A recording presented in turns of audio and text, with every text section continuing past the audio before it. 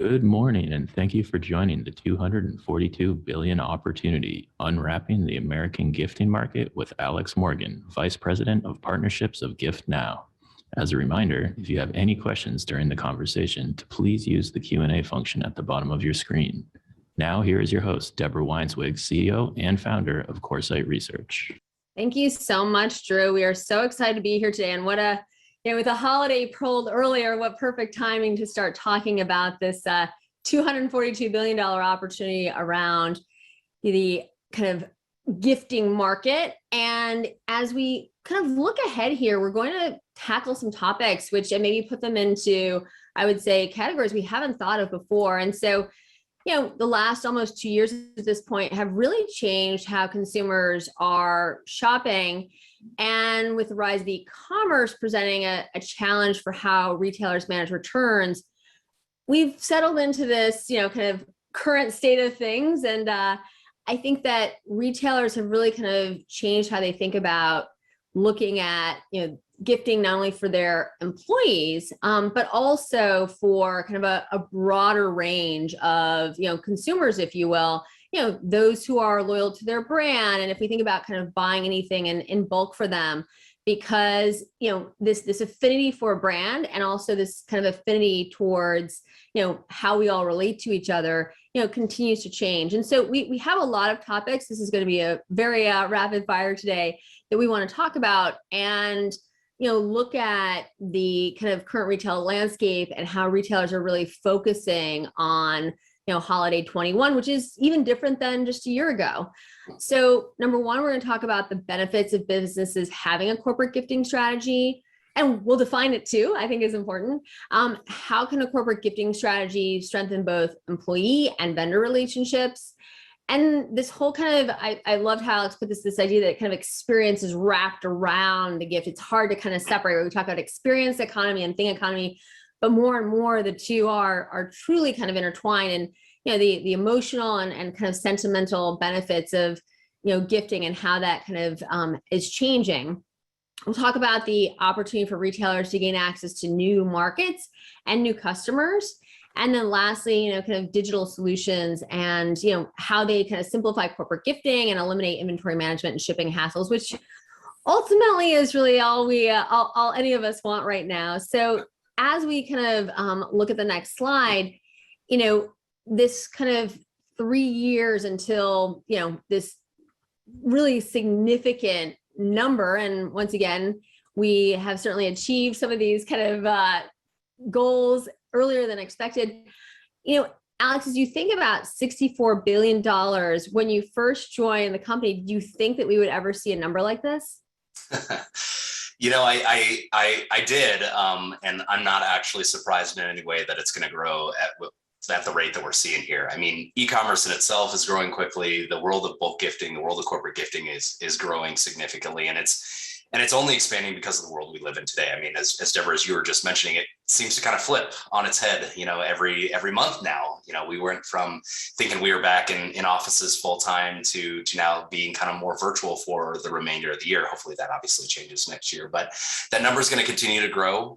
All sorts of opportunities behind it, and the use cases really how we can actually truly add value behind this. And that number and actually expanding it with those clients, either if it's a loyalty play or if it's, hey, we're fighting this great resignation. How do we keep our employees happy? How do we attract talent? There's all sorts of opportunities there. Can you take a step back though and define the corporate gifting market for us? Because I think there is a lot to unpack there. Yeah, I mean, it's the term corporate gifting is a wide overarching term. We look at it maybe a little bit differently than most organizations out there, where we kind of take it almost by a campaign basis or look at it through the lens of personas and use cases. That's really where you can start defining and actually truly adding that value. When you look at it in those individual ways, that's how you actually get those people, adding the value to the people that are receiving these gifts. So, in our space, we really try to take corporate gifting as that overarching pillar and look at it by those use cases, things like loyalty or, HR and recruiting type gifts. How do I get people attracted to my organization? Once they're in the organization, how do I keep them happy? How do I keep them staying here? That's much harder to accomplish today than it was 2 years ago. And so when you look through the thousands upon use cases that sit under that corporate gifting term, that's really where we kind of strive and focus our individual experiences behind it. So we talked yesterday about the swag market for right, kind of conferences and events, and just right, really building up a relationship between for the SMB or the enterprise, kind of with a current customer or a potential customer. And as Alex, you and I recently bumped into each other at a conference, I mean, that whole market had unfortunately been kind of really impacted, especially kind of the IRL, right, the in real life events. Yeah. Can you please talk about from like March of last year until, let's call it mid this year, what you saw there and how companies thought differently about, kind of really I'm sure we'll have to come up with a great term for it, but this kind of market, the swag market, in terms of building these relationships or deepening the ones that they had. Yeah. And how do you think that now that we're so excited to kind of start to be back in person, do you see a hockey stick there as well? So I'd love to hear more, kind of in terms of what you think, what you're seeing, and your expectations. Yeah, I mean, it's super interesting as we kind of move forward, and looking back over the last year too, it's really interesting to see what just has happened in this space. So, it was great to bump into Deborah last week at a conference, and we started sitting there talking, looking around the room, and actually being in person and looking at what these booths had as that corporate swag. And everybody loves their mug that's got a logo on it. I've got 1,000 of them, and I use them on the regular basis. I think as we've seen in the last year, though, is a little bit of a transition away from those types of gifts into things that we're actually going to deepen a relationship with. So allowing people to have choice in what they're receiving from an organization is a big win. The story that they're trying to tell, let's think of a theme. What is this gift going to say? Or, hey, is it work from home? Let's focus gifts on work from home type items.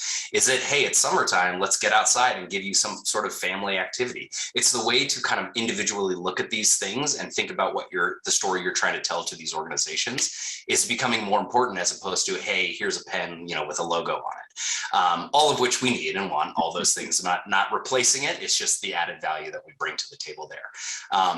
And what's fun is we've now got this opportunity too, as we're getting back into person, thinking about the swag that we're bringing to these shows in general.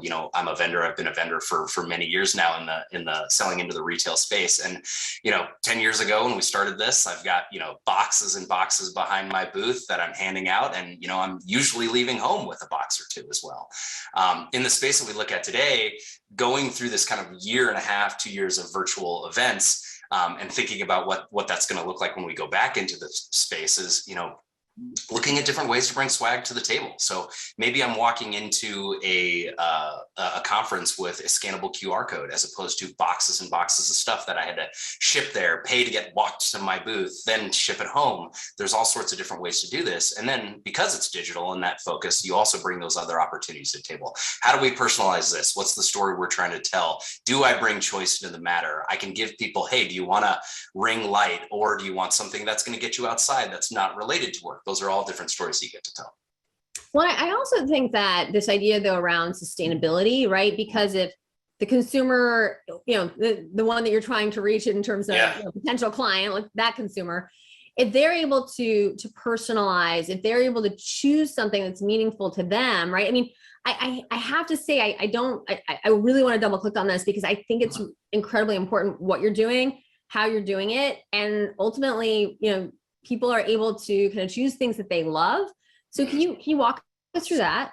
Yeah, I mean, that's a huge point. I think you're right to emphasize it. And the neat part about this kind of digital process through this is all of those choices happen before anything else gets shipped, anything gets manufactured. We're making the choices down to the number, as opposed to let's, do a 1,000-run manufacture of a teddy bear, and hopefully we give them all away. And I took 2 home away from this conference last week, and my kids were super happy with it. But I know that there was 2 boxes sitting there and taken home, shipped again. So it's both sides of the coin. It's let's focus on the digital process. Let's attach those personalization, those videos from our CEOs or the sales leaders or whoever it may be that's actually developing the relationship with the person receiving the gift, as opposed to a generic item.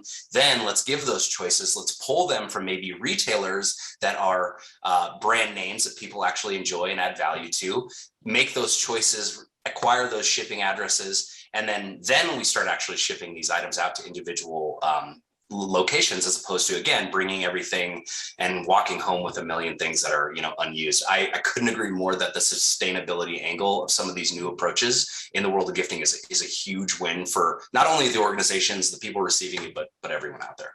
Yeah, I think this slide is particularly interesting in terms of, kind of the why on the gifting side has definitely changed. And so, we ran this proprietary survey, and almost 60% of respondents, either gifted the same or more in the past 12 months, which that the minute I saw the data, I was like, that makes a lot of sense. I mean, as attending virtual conferences and speaking at them, and this is where, I was on the receiving end of many of kind of the GiftNow products. And I will say this idea that you get to kind of choose your own destiny. There was not only that, and I'll just say from a personal perspective, not only did I feel that the kind of conference, the sponsor had really kind of taken into account my own needs, but then I got to hear from them on, it wasn't just like once and done. It wasn't like I was there and then, you kind of take something away. It was almost this feeling, like, we're sending this to you. Were you happy? There was a whole kind of journey. And I do think whether it's from an employee perspective or current client perspective, can you talk about that journey and how that changes ultimately over time, the potential of that prospect becoming a client, that maybe employee who was kind of maybe, really, really needed that right now in their lives, just somebody to tell them kind of how important they were. Can you kind of walk through that? Because I think there are some subtleties there. Yeah, I mean, there's a ton behind this. I mean, we're all competing every single day. We're competing for mind share or wallet share or employee talent. If we're looking back at the people that we have on board or that we're trying to attract, it's a competition out there, and it's obviously much more challenging today than it ever has been to, accomplish all those tasks. And so when you look at these approaches and say, how do I add value to, a story when it's 1 to 10,000 people all at a time, it's very interesting. And then you go unpack that even further.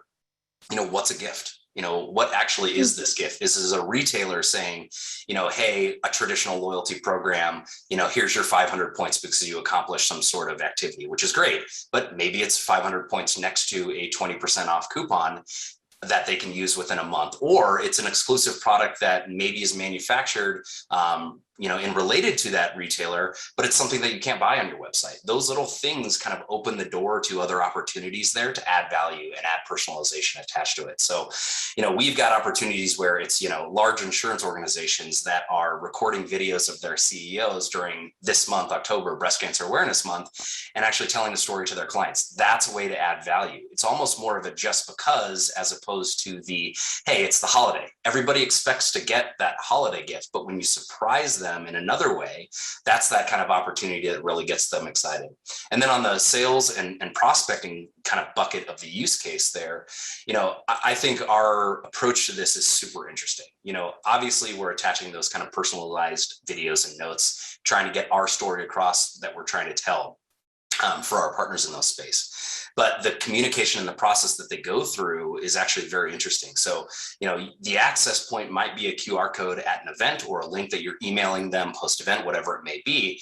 But in that moment, they scan that QR code, they open up that link in that email, they're getting that surprise and delight right then and there. The cool part is they see all those personalization. They see, a salesperson recorded a video and saying hi to them, deepening that relationship in that moment. But the neat part is, that moment's happened. That's the important part. They received their gift. Even though it's digitally, they've received it, they're excited, and they're happy about it. The best part then is there's not only two-way communication where people can actually, the recipient can write a thank you note back to the person sending them the gift. And it could say, hey, set up this meeting. This was super interesting. I'd love to chat with you right there, right then and there in the thank you note. But then taking it a step further, that product now shows up at their doorstep, a week, 3 days, a week, 2 weeks later, whatever it may be. We're all dealing with the supply chain challenges there. So, that's the cool part though, is that now it happens again, that surprise and delight that happened in the right moment now gets to happen a second time when that person actually receives the gift and they're thinking about it. It's that ultimate ping as we were talking about yesterday. Well, I think that's what's really important there, right? If I order something, let's say, and if it's I choose something and it's not in stock, and right, you get the messages, you start to feel, I think we talked like this idea that it's almost customized. It was like made for you. Yeah. And so you're like, wow, right? There's a whole change in terms of the dynamic, right? Because you're starting to anticipate. And I do think that, going back to, right, we want to kind of create a memory or create a kind of connection, not creating an errand, right? I do feel that, we're talking about kind of something bigger in terms of how people kind of relate to things and experiences. And ultimately that changes the relationship, right, with the brand, with a, kind of potential new vendor. So I just think I can't talk, enough about how important this is. So if we look at this data, I think that, these, this kind of perceived advantages, kind of, and how important, and I think right now relationships are just so incredibly, kind of different in terms of how we build them, how we value them, how we kind of continue to invest in them. And I do mean invest in not just time, but other ways as well. And so, kind of from this data, what did you find to be the most surprising? Yeah, I mean, I think it's what's interesting is this is obviously an experience economy. Emotion wins, transaction doesn't, especially in the world of gifting. I mean, if you go even into that kind of like one-to-one gifting, Deborah, it's your birthday coming up and I, Alex, want to send you, a gift. It's emotional. It's not transactional. Every e-commerce website out there is how do I get the self-shopper from point A through checkout as fast and efficiently as possible. In the world of gifting, you can flip that on its head entirely. They need help.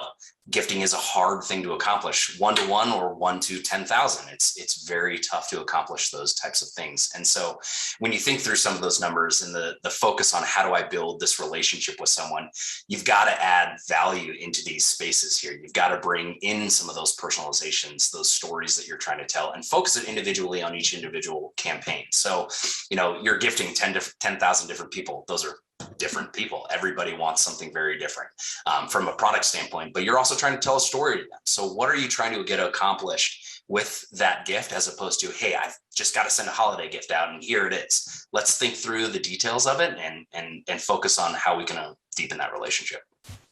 One challenge we've heard from many, think of it, very large technology companies and global retailers is how to kind of do this on a global scale, which having talked to them, I know the challenges they face. Can you talk a little bit about that, especially not only from a prospect relationship, but also from an employee relationship? Yeah, sure. I mean, we've got people all over the place now. I mean, the logistical headaches of trying to accomplish this type of stuff is a challenge. And, there was a couple slides ago, there was a small subset of group that have probably gift less strictly because of these logistical headaches. And so, when you're used to sending pallets of items to an office and everybody now, can walk up to the, cafeteria room and grab their item and walk back to their desk, that was, a great way to approach it. Now, when it's Alex in Denver and Deborah in New York and everyone else across the country or around the globe, you've got to accomplish this in a totally different way. So allowing that choice, obviously, in products, but then, hey, maybe I want to send my product because I'm, at a cabin or something in the mountains as opposed to my house in Denver, or whatever it may be. Those are options now that you have because we're delivering it in different ways. That brings a ton of challenges with it. So you need the right partners to kind of help solve some of those issues for you, but you're spot on. There's, more check boxes that you have to accomplish today than there were 2 years ago, for sure.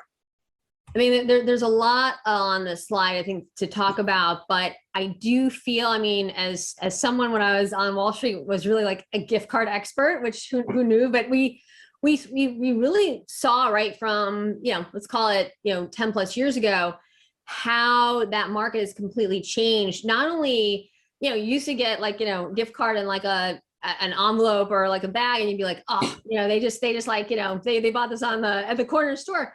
But we start to see, right, not only personalization in the physical card itself and this idea, right, that, there were also kind of more, choices and more ways to give that. So I think that this idea, but we're still talking about lack of innovation. So now, yes, I can tailor it to a specific store.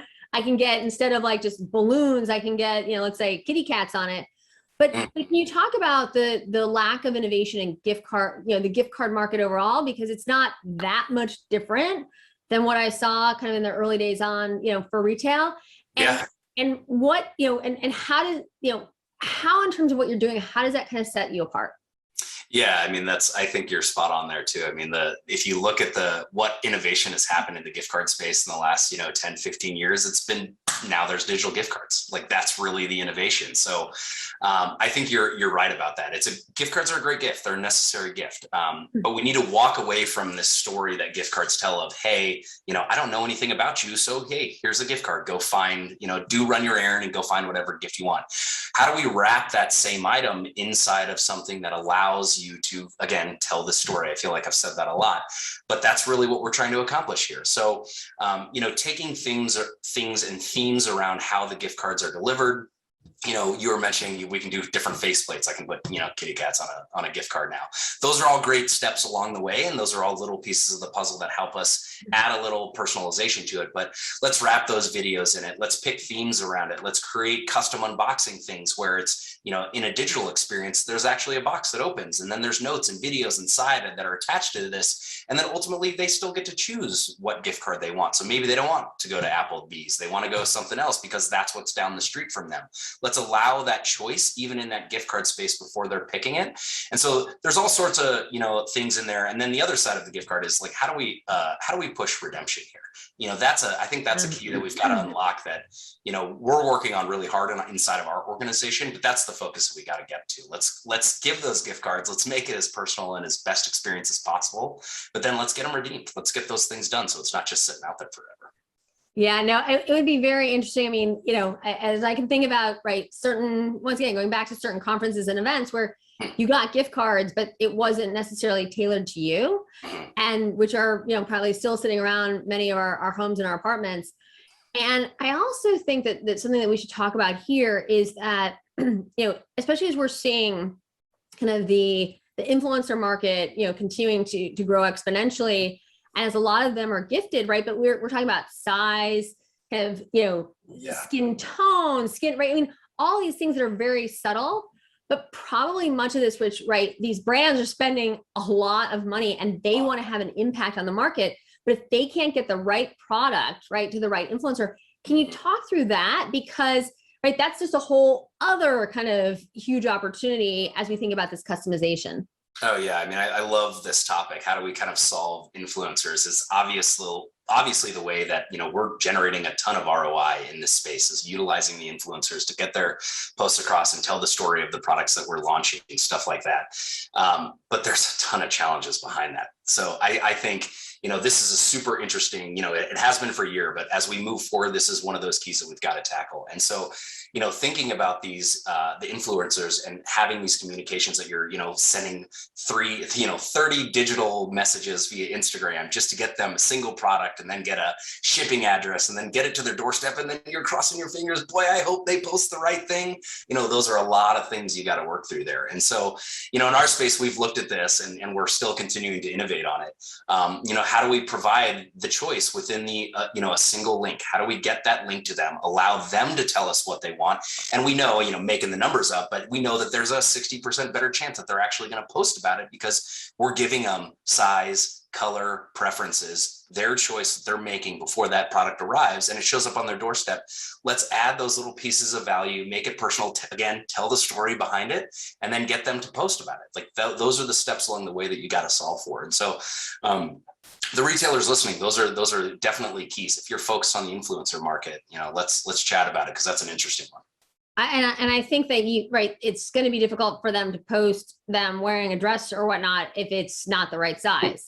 Yeah. And what we see, right, if you think about it from an e-commerce perspective, right, 90% of dresses are returned because you've got like a size on the top and a size on the bottom, so that that's like right. Return rate is more than doubled. And I think that's a great. But going back to sustainability, right, kind of not having the errand. There is a lot here that really starts to change in terms of how we, and then if you can wrap an experience around that, right? If the CEO of the company that you're posting for sends you a personal message, I mean, to me, this is just a phenomenal kind of just having a better outcome. And I want to make sure we get to all of your questions. And if you haven't had a chance yet to submit those, let's do that now. I will kind of just jump in. And like I said, a very rapid fire here. So number one, what is a good approach for retailers and brands who have suitable products to attract this market? Yeah, I mean, that's interesting. So suitable products to the corporate gifting world. I mean, there's a lot out there that you can think about. There's a bunch of different kind of categories. We look at these things almost around kind of like, from our perspective, like a theme base. So there's tons of partners out there. We're one of them. There's a few others that do this really well. We like the idea of looking at our partners from kind of multiple aspects. So look, let's do kind of one-to-one gifting on the website. Let's consider these things like gift cards. Let's consider, Alex sending Deborah a birthday gift, something along those lines. But in the same vein, same integration point, you can get access through or access to a corporate supply network. And so what we like is we look at those partners, our retail partners, in kind of both categories. Hey, let's do the one-to-one gifting. Let's solve that on your website, but let's also consider what your products might look like from a corporate bulk standpoint. And so there's a bunch of partners out there like us. There's a whole bunch of organizations too, within the retailer itself that can focus on the wholesale market as well. So you can stand up things like landing pages, but we all know, you've got to put some effort behind it. If you stand it up, it's not a, field of dreams type of thing where they're going to come. So you got to do the marketing behind it, or you can partner with organizations like us that are out there driving corporate gifting and selling large technology partners products on your side because your products fit a certain theme or story that we're trying to accomplish. So there's a ton behind there, and happy to kind of go into more too live. Great. And then the next question, and we kind of touched on this, but I do think it right now especially deserves another conversation is how is this shipping and supply chain crisis affecting gifting?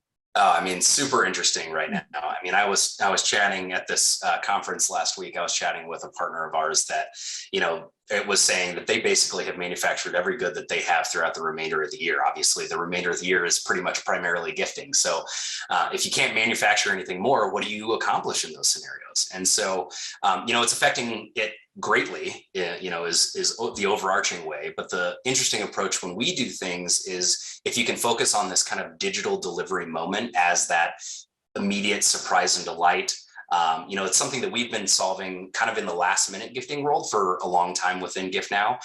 It applies to this supply chain issue within the world of corporate as well. So remind the people that you have this ability to digitally deliver a gift. There's a surprise and delight moment in that digital delivery. You can, create a gift box there. You can write your notes. You can do your personalization attachment, and they're receiving the gift digitally. When that product shows up 2 weeks later, hopefully it's not 2 months later, there's still that second moment there. So you're delivering the gift in the moment that you need to, if you can focus on this kind of digital side, and then go through the rest of the process. And hopefully they're getting 2 surprises and delights and they're happy, and we're communicating and putting them through that customer journey in between. And this is a very specific question, but we should ask it. I looked into corporate gifting as a strategy for a luxury stationer. I'd like to know what categories, price points, et cetera, do well. Yeah, interesting. There's a couple different things there. So I can't necessarily get into price points specifically. I guess I can talk through a couple things from a product standpoint. When we're working with a bunch of the large technology providers out there, it's a big range, and it's always about what story they're trying to tell. So you take the use case, and then the price point, honestly, behind it changes. Same thing with a category where every single gift that we send is kind of theme based. What's that story we're trying to tell? So I know this is super broad, but you're going to see price points do really, really well from that $25 to that $250 number. And honestly, we've done gifts way, way higher than that, but that's a standard kind of expectation. Those price points do really well. And then categorically wise, we try to stay away from kind of pushing certain categories because we have this great network of awesome retailers, and each product can tell a different story. And so we really kind of focus, I know I'm not necessarily answering the question directly, but we focus on what the people are trying to accomplish with their story, and then bring the products to the table behind it. That actually, it's interesting, leads to the next question, which is how can independent retailers reach corporate gift givers? Yeah. So, people, time, money, marketing behind it, all those types of wonderful things. Myself and my team, we do a lot of that reach ourselves. So I partner with a ton of, individual kind of independent retailers that have some super unique products that we can deliver. And I was, talking with 3 or 4 last week actually about this, that, aren't necessarily GiftNow clients, but we're working out ways how to solve giving their products away in these corporate gifting connections. And so, you've got to find some partners out there. You can do your stand-ups and kind of mention it from a marketing perspective in your communications. But we'd love to help. So, reach out to us, and I can definitely give you more details on how we do that. So I'll conclude with how much you've already helped us, Alex, because for those of you who don't know, and I don't know how you couldn't possibly, but we have our big 10/10 shopping festival coming up this Sunday. And GiftNow is, and this is the first live stream shopping festival that's happened really in the world. So we're learning, as we speak. But this idea right around anything that is, kind of shopping related, and trying to kind of engage people to come and shop and stay, this idea that you have giveaways, but ultimately the consumer can kind of personalize that. This really starts to kind of change the entire, if you will, look and feel of an event. And we're getting so much interest in terms of people attending for the giveaways, if you will. So thank you. But yes, we do have this event coming up on October 10th. We have over 10 charities, so very much a philanthropic aspect, and we have well over 30 retailers at this point. And what we're seeing is that this idea of having the kind of surprise and delight of the gift cards as a part of it is making a huge difference. So I can't thank you guys enough for your support, but also really starting to change the conversation, the sustainable angle of it. And I truly think that for all of us, right, to reach our customers, our employees in a new way, but one that also is very sustainable and consistent with all of our values, it is making a huge difference. And so I can't thank you enough. We do have a very detailed report, which we'll make available in this chat for you to read at your leisure. And once again, Alex and I are both available for any questions that you might have afterwards. Thank you so much for joining us, Alex. Thank you. Thank you, Deborah. This was great.